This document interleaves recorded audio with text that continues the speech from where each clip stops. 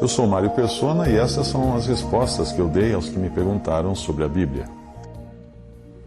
Você escreveu em meio a uma grande depressão, perguntando: para que viver se Deus não se importa comigo? Bem, havia um homem que perdeu tudo: filhos, dinheiro, bens, saúde, etc. E cuja mulher insistia para que ele amaldiçoasse a Deus e morresse. Porém, esse homem jamais cogitou atentar contra a própria vida, desejando morrer. Mas ele desejava sim morrer, mas apenas se Deus tirasse a sua vida. O nome desse homem era Jó, e é até hoje um exemplo de sofrimento e paciência para nós. O livro que conta a história de Jó teve um papel fundamental na minha conversão. Se você entrar em www.stories.org.br/angels.html, você vai ver o testemunho da minha conversão e o que aconteceu o dia que eu abri o livro de Jó. Portanto, se você for realmente um salvo por Cristo, o seu caminho é o caminho de Jó, que reclamou, bateu o pé, murmurou, mas sempre para Deus. A diferença entre um ímpio e um crente é que o ímpio reclama de Deus para as pessoas e o crente reclama para Deus das suas dificuldades. Deus não está alheio aos nossos problemas e pode acreditar que eu também tenho muitos problemas. A diferença é que ele enxerga de cima e sabe a razão de todas as coisas e como elas irão terminar. Deus vê o fim a partir do começo. A nossa miopia só nos faz ver um palmo além dos olhos, além do nariz, na frente do nariz. E isso não é o bastante para nós entendermos a razão das coisas. Mas também não é motivo para acharmos que não exista nada no segundo, ou terceiro, ou quarto palmo que nós não conseguimos enxergar diante de nós.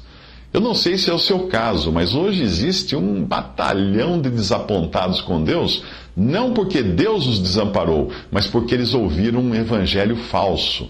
Eles aprenderam nessas igrejas de mercadores de almas que salvação é sinônimo de libertação de problemas, dívidas, doenças, etc. Então, quando essas coisas não acontecem, eles se desesperam achando que não acertaram o pé na verdadeira fé, ou então que Deus estava de brincadeira com eles. A verdade é que basta uma breve olhada na vida daqueles que foram discípulos diretos ali do Senhor Jesus nos evangelhos e depois nas epístolas e também em Atos, né? Basta olhar para a vida deles para você entender como é falso esse evangelho da prosperidade, esse evangelho que promete uma vida sem problemas. Isso é uma mentira. As promessas feitas por Deus no Antigo Testamento foram feitas para outro povo, não para a igreja. E foram feitas em outras condições e com outros propósitos. A eles, sim, eram prometidos saúde, abundância de bens, muitos filhos, terras, etc. Mas Jesus veio primeiramente para o que era seu, os judeus, porém, eles não o receberam. O primeiro caráter da vinda de Cristo, do rei dos judeus, era para curar todos os enfermos, ressuscitar os mortos, tirar dinheiro até da boca do peixe, multiplicar pães. E quando ele fazia isso, ele estava mostrando como seria o seu reino aqui na terra. Porém, tudo parou ali quando ele foi rejeitado e Deus então passou a buscar outro povo, a igreja, cuja fundação acontece no capítulo 2 do livro de Atos. Para o povo do reino dos céus, Cristo prometeu nada mais, nada menos do que tribulação neste mundo. Sim, ele falou, no mundo tereis tribulação. Então, quando nós estamos atribulados, nós estamos simplesmente vendo que a promessa de Cristo para nós não falhou. Em João 16, 32, 33, ele fala: eis que chega a hora e já se aproxima em que vós sereis dispersos, cada um para sua casa, e me deixareis só. Mas não estou só, porque o Pai está comigo. Tenho-vos dito isto para que em mim tenhais paz. No mundo tereis aflições, mas tende bom ânimo, eu venci o mundo. Se você estava procurando paz nesse mundo, perdeu seu tempo olhando para o lugar errado. A paz está em Jesus. Se você procurava por bênçãos neste mundo, também estava olhando para o lugar errado. As bênçãos prometidas ao crente hoje, na dispensação da igreja, estão nos céus. Efésios 1,3 diz: bendito seja o Deus e Pai de nosso Senhor Jesus Cristo, o qual nos abençoou com todas as bênçãos espirituais nas regiões celestes em Cristo. Se você buscava por poder e prosperidade aqui, nessa terra, então não foi a promessa de Jesus que você escutou por aí. mas sim a promessa do diabo na tentação do deserto. Veja em Lucas 4, de 5 a 7, o que o diabo prometeu a Cristo. Então o diabo, levando-o a um lugar elevado, mostrou-lhe num relance todos os reinos do mundo e disse-lhe: dar-te-ei toda a autoridade e glória desses reinos, porque me foi entregue e a dou a quem eu quiser. Se tu me adorares, será toda tua. Mas você fala de vitória. Caso contrário, você diz que se não tiver vitória, você vai ameaçar, vai encerrar os seus dias nesta vida. E isso levaria você imediatamente diante daquele do qual nós não podemos fugir. Você iria fugir dos problemas nessa vida, mas não ia fugir de Deus. Jó, no final, depois de levar uma bronca de Deus, como eu próprio levei quando desafiei a Deus pouco antes da minha conversão, Jó só conseguiu dizer o seguinte, em Jó 42, de 5 a 6, com os meus ouvidos eu ouvira falar de ti, mas agora te veem os meus olhos, pelo que me abomino e me arrependo no pó e na cinza. Este é o lugar onde nós realmente começamos o nosso relacionamento com Deus, arrependidos no pó e na cinza. Como eu já disse para você, a visão distorcida daquilo que é considerado vitória, que você escuta nessas igrejas e nesses telepregadores, essa visão distorcida fez com que você perdesse de vista como foi a vida vitoriosa dos discípulos do Senhor. Vitoriosa, entre aspas, porque Paulo dá uma relação das, abre aspas, vitórias, fecha aspas, que ele teve por crer em Cristo. Veja só o que ele diz, 2 Coríntios 11, 23 a 33. São ministros de Cristo? Falo como fora de mim, eu ainda mais. Em trabalhos muito mais, em prisões muito mais, em açoite sem medida, em perigo de morte muitas vezes. Dos judeus 5 vezes recebi 40 açoites menos 1.